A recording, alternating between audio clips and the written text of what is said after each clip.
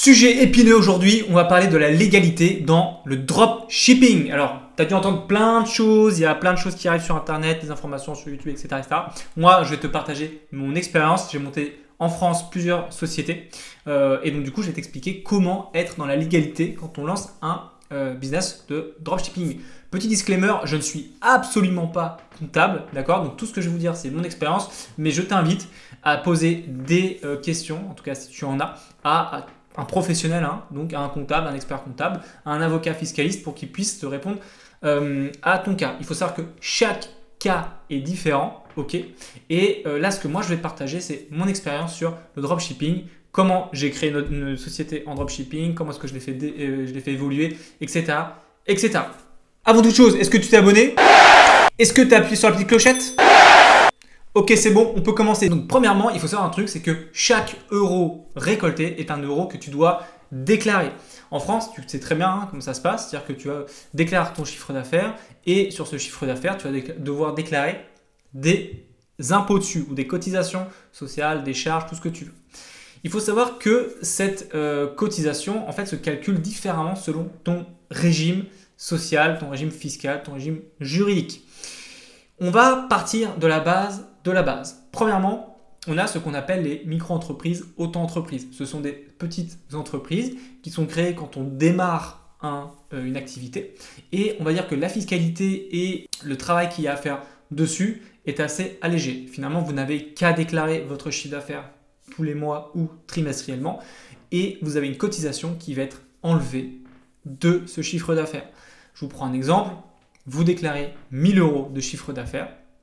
Vous avez en vente et en marchandises à peu près 14% qui vont être déclarés, qui vont être imposés par l'administration fiscale. Donc vous déclarez 1000 euros, il faut que vous gardiez 140 euros que vous allez redonner à l'État français. Donc ça, c'est quand on a une micro-entreprise, une auto-entreprise. Ensuite, vous avez tout ce qui est les sociétés à proprement parler. Donc les EIRL, les SARL, les SAS, les SASU, etc., etc. Il y a plusieurs formes juridiques possibles. Les plus connues, ce sont les SARL et les SAS. Là aussi, le régime d'imposition est différent, mais on a, en tout cas, moi je vous conseille d'avoir ce type de société quand vous avez déjà une entreprise qui marche bien. Si demain vous êtes à vous lancer dans le dropshipping, ne faites pas une SARL ou une SAS, privilégiez plutôt l'auto-entreprise. Quand on est une SARL ou une SAS, on a l'obligation d'avoir un expert comptable ou un comptable pour gérer les comptes, ce que vous n'avez pas en auto-entreprise. Auto-entreprise, vous n'avez pas besoin d'avoir de comptable. Vous pouvez faire la comptabilité vous-même. Ce n'est pas le cas quand vous avez une SAS ou une SARL, ce qui implique forcément des coûts supplémentaires. Il faut savoir qu'un comptable en dropshipping, quand vous avez une SAS ou une SARL, va vous prendre entre 1000 et 3000 euros par an pour gérer la comptabilité de votre entreprise. Donc, quand on est en auto-entreprise, ça fait déjà 1000 à 3000 euros par an d'économiser. Voilà aussi pourquoi l'auto-entreprise est très intéressante. Continuons à parler de l'auto-entreprise. Il faut savoir que vous avez différentes sortes de déclarations. Vous avez une déclaration mensuelle ou trimestrielle. Ça sera à vous de choisir.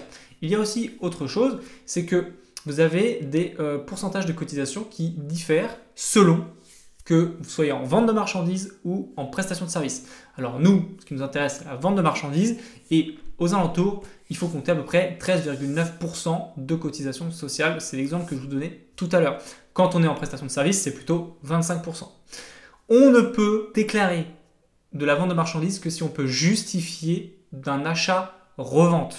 D'accord? Vous ne pouvez pas déclarer une prestation de service en vente de marchandises puisque vous ne pouvez pas justifier d'un achat-revente. Donc voilà.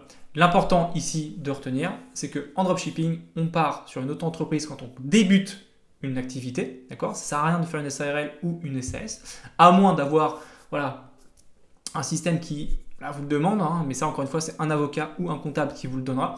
Mais en tout cas, dans la logique, vous êtes principalement à utiliser une auto-entreprise ou une micro-entreprise.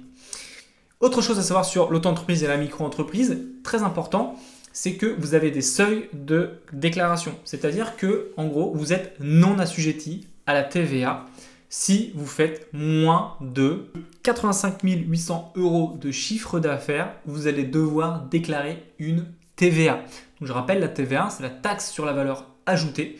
C'est-à-dire que, en gros, quand vous allez vendre un produit 100 euros, je prends l'exemple, hein, quand on est en vente de marchandises, la TVA est de 20%, vous allez devoir enlever 20% de votre chiffre d'affaires et pareil, ça sera réattribué à l'administration fiscale.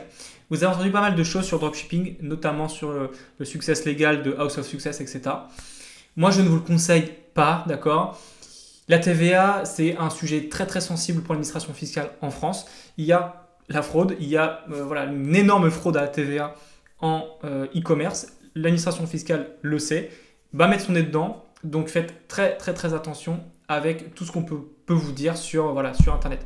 Moi, j'en ai évidemment parlé à mes avocats fiscalistes et à mes experts comptables. Ils m'ont tous dit, il y a potentiellement peut-être une faille juridique, mais qui est hypothétique et qui, quoi qu'il arrive, en fait, sera resolidifiée et potentiellement il peut y avoir une rétroactivité sur les non-déclarations de TVA. Donc faites très très attention à ça. Donc la TVA, c'est un sujet qui est majeur, il faut l'avoir en tête. Vous avez jusqu'à 85 000 euros pour ne pas la déclarer, vous êtes non assujetti à la TVA. Au-delà, dans ce cas-là, vous êtes obligé de déclarer une TVA du coup à l'administration fiscale.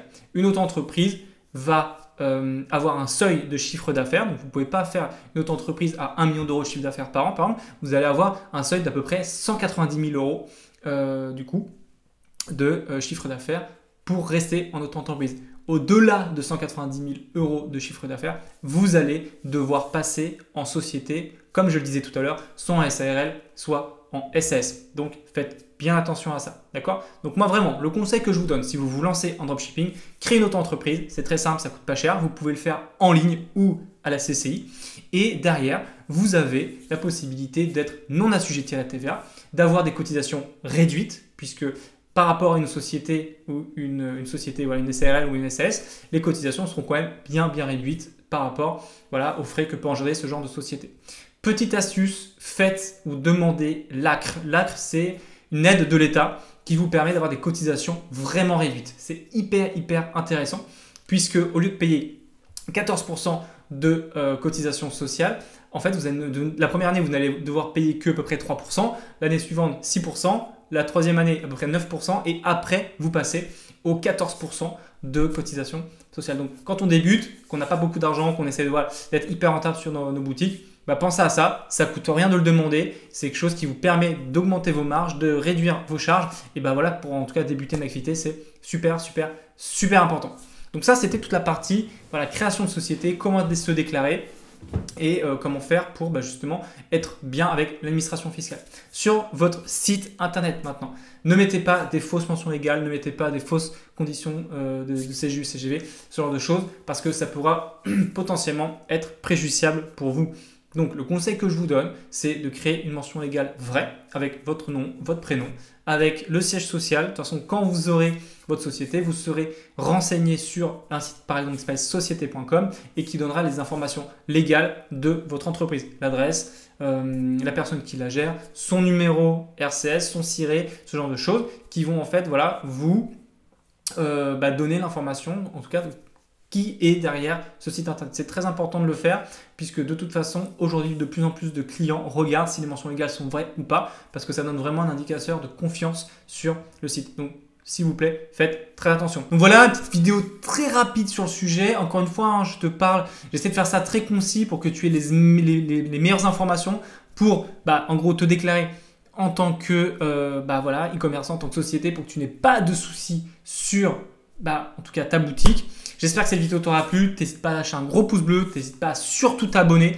C'est un sujet qui est très sensible. J'ai essayé de vous répondre le plus simplement possible, vous donner, de ne pas rentrer dans les détails parce que ça aurait fait une vidéo beaucoup trop longue. Je te dis encore une fois, va voir un comptable ou un avocat. Mais en tout cas, ce qu'il faut que tu retiennes, c'est qu'il faut que tu te déclares quand tu fais du dropshipping. Que plus simple pour toi, c'est faire une auto-entreprise, de demander l'ACRE, c'est une aide. Et derrière, tu vas pouvoir vendre tranquillement avec évidemment un site qui répond aux normes légales européennes. Je te mettrai des liens en description pour aller voir et aller un peu plus dans le détail. En attendant, je te souhaite une bonne journée, bonne vente. N'oublie pas à t'abonner à cette vidéo, à lâcher un gros pouce bleu et je te dis à plus tard.